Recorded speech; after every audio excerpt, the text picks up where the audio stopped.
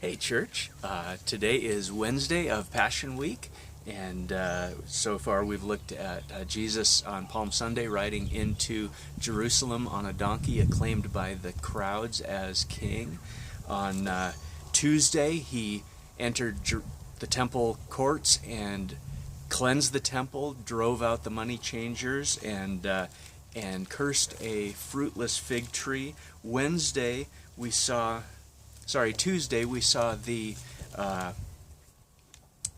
Jews challenging Jesus' authority and Jesus challenging them to believe in him and refusing to give them any more truth because they rejected what they had already had. Today is Wednesday, and we're looking at, it's actually known as Spy Wednesday in some church tradition, because this is the day that we believe Judas, the betrayer, went to the authorities in Jerusalem and betrayed Jesus. We're going to pick it up in Mark chapter 14. We'll look at verses 1 through 11 today. It starts out, it was now 2 days before the Passover and the Feast of Unleavened Bread, and the chief priests and scribes were seeking how to arrest him by stealth and kill him, for they said, "Not during the feast, lest there be an uproar from the people." So there's this plan to kill Jesus by the authorities, obviously, because he has publicly humiliated them as they tried to corner him. He turned the tables on them. Now, Matthew and Mark both give the backstory. John actually records this event in John chapter 12 as 6 days before the Passover, when he came to Bethany, and this was Mary, in Mary and Martha's home with Lazarus there in Bethany. So Matthew and Mark are both kind of looking back and giving the backstory of why the events happened. But let me go ahead and read those.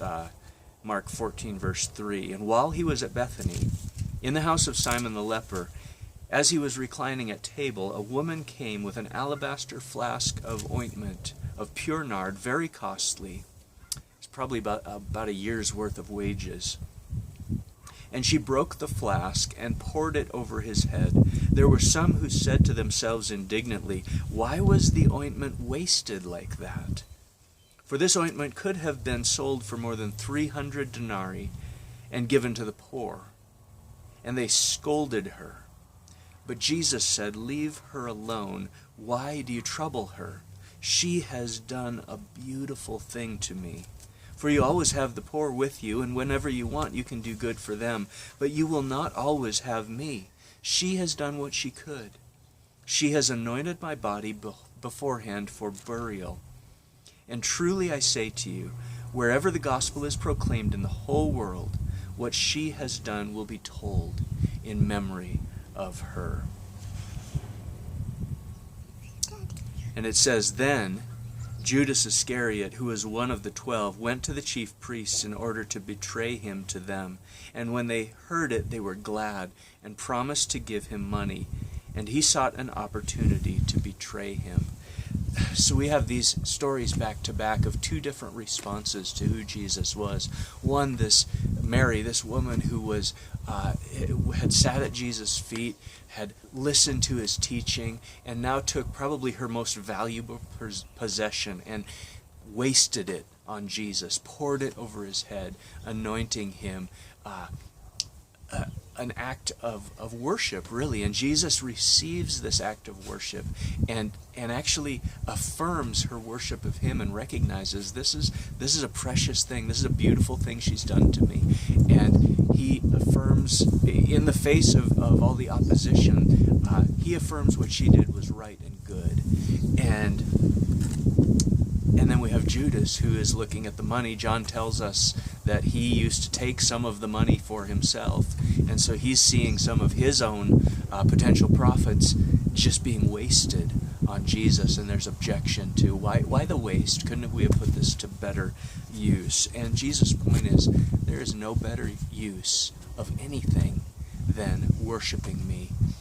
And I just want to invite you and ask you today, what has God given you? What has God entrusted to your care? What talents, what gifts, what abilities has God given to you that you can pour out in worship to Jesus, that you can just pour out on Jesus in worship to Him? That pleases Him. None of us want to be the Judas in the story where we're looking to our own interests. We're looking for what we can gain off of it rather than how we can serve and love and honor others. So I invite you just contemplate as we look toward Good Friday and then Easter Sunday. What gifts has God given you that you can use to pour out in love and service to bless others and worship Jesus? Thanks for joining us for this video.